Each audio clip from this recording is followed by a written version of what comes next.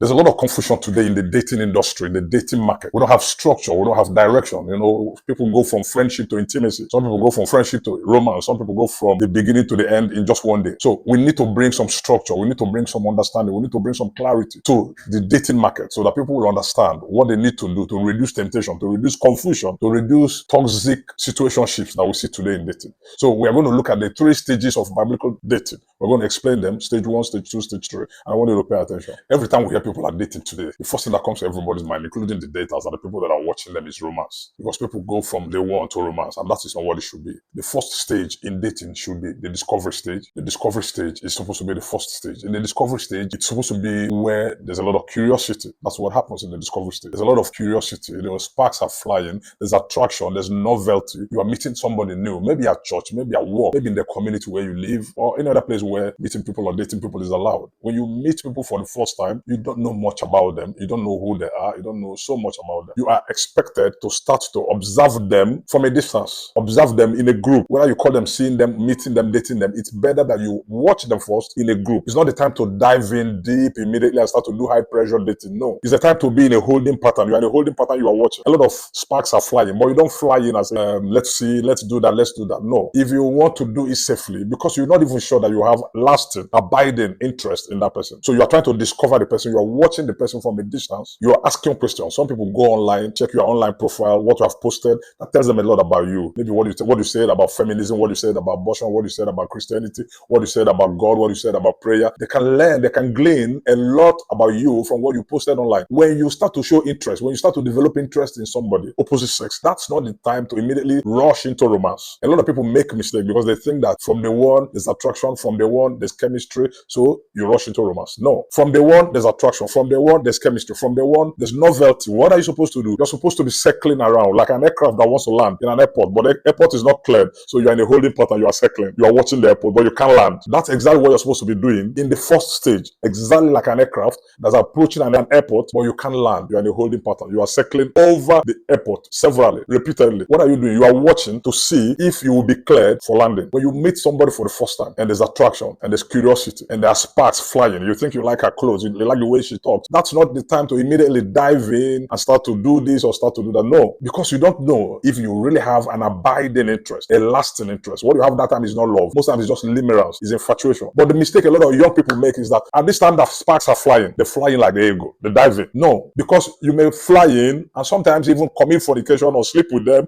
that first week, that first month that you are flying in, that you are diving in. And then immediately you find out that there's no abiding interest, there's no lasting interest, there's no lasting love. It was just limerence, it was just infatuation. So people who want to avoid this confusion, who want to be safe, they understand that the fact that you are seeing somebody and attraction is developing and you are liking them, it's not signal that you should dive in and start to even tell them you love them and start to tell them, where do we see, can I take you out, can I do that? No, it's the discovery stage. And there are key things that happen at the discovery stage. You are watching them from a distance. You are not discerning them closely. You are not coming very closely. Sometimes you don't even let them know that you have interest in them at this curiosity stage, because the discovery stage is the curiosity stage. You don't even sometimes let them know. So you are interested in them, but you are doing your discernment. You are doing your due diligence from a distance, not deep close, not high pressure dating. No, you are doing your discernment. You are doing your due diligence from a distance because you are not sure that there's an abiding interest, a lasting love. So a lot of young people make mistakes at this stage, including the men and the women. The woman that you just met and you approach and then finds out that you are trying to discover her. If she's very discerning, she will not dive into anything serious. She will not start to go into some romance, not start to go into any commitment because you don't know her. She doesn't know you. So at this first stage, you need to do the first things first. Problem is at this first stage, we are doing second things, we are doing third things, and we are even doing last things. At the first stage, we don't do the last things. At this first stage, we do the first things. We've talked about the first stage, the discovery stage or the curiosity stage, and we say that people avoid this all important, very important stage. People avoid it and just go to the next stage, and sometimes even to the last stage, and it brings confusion. The next stage is the intentional compatibility, or what we call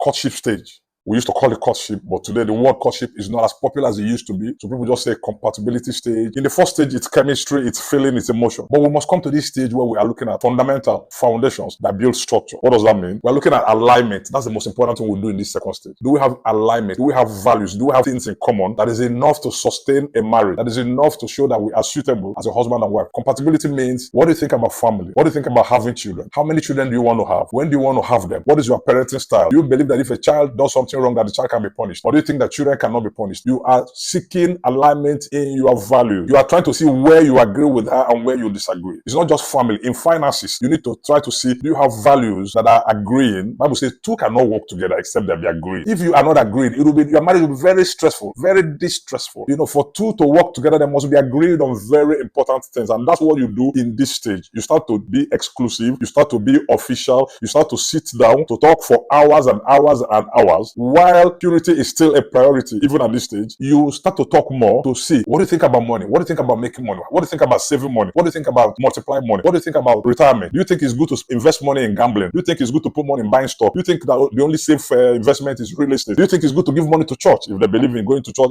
So it is at this stage you talk about all these things. Apart from finances, you need to talk about faith. What is your state of your spiritual life? You look at their maturity or immaturity. You look at about their spiritual life. What do they believe in God? Are they born again? Or do they just go to church, doing voluntary work in church? Do they believe in paying tithes? Or do they believe in giving money to the things of God? If you don't do all this homework and see where you are aligned and where you are not aligned, if you want to start to do that when you're already married, there's going to be a lot of conflict. There's going to be a lot of disagreement. There's going to be a lot of falling out. And that can lead to chronic conflict where the conflict is ongoing. And when you have that, your marriage will be chaos. So at this stage, you talk and talk and talk. A lot of discernment is now done at a close range. It's no longer from a distance. You ask questions, you interview, you evaluate, you vet. It's like vetting. You are vetting some. You are evaluating each other. You are interviewing as if you want to employ. And it's not one-sided. You are asking him, he is asking you, he is vetting you, you are vetting him, he's evaluating you, you are evaluating him. What is the objective? The objective is not to obsess about each other. A lot of people at this stage, what they do is obsess about each other. I'm so crazy about you. If I don't see you, I will die. If I don't talk to you on the phone. No, it's not a time to obsess about each other. It's a time to observe each other. I'll say that again. The compatibility stage is not a stage to be obsessive about each other. Even though some of that attachment is expected, some of that attachment is allowed. But the key thing you're supposed to be doing at this stage is to observe each other at a close range. How does he behave when he's angry? How does he behave when he's provoked? How does he behave when he's hungry? How does he behave when he has money? How does he behave when he doesn't have money? How does he behave when he's treating people that are higher than him? How does he behave when he's treating people that are lower than him? People that he thinks he can offend and get away with it. Very, very important. You are studying him. He is studying you. You are watching each other to see how aligned your values, your core values, the things that are very important to you. And I've said family, I've talked about faith, talked about finances, talked about parenting, talked about schooling, the type of schools, at what age do they go to school? Are you going to do homeschooling? Are you going to send them to expensive schools? Are very, very important. And you talk about them and try to confirm compatibility.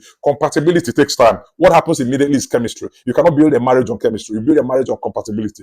All these things, compatibility is structure, compatibility is foundation, compatibility is fundamental. Chemistry is fleeting, chemistry is feeling, chemistry is emotionally driven. Chemistry comes and goes, and you can't build on chemistry or connection. You build on compatibility, and it's very important. And that brings us to the last stage, which is the commitment and engagement stage. Very important. The commitment and engagement stage. Let me say something about the second stage that we just left. And the second stage is compatibility. That does not mean that both of you agree on everything 100%. You cannot find anybody, husband or wife, that agree on everything 100%. It does not exist. But at least you have 80%, you have 90%, you have close to that, over 70%. You agree on this, and alignment is in place. Compatibility is confirmed. You have agreement on very important things. By the time this compatibility is confirmed and secured, you can now move to the next stage. And that next stage is where you make a public commitment.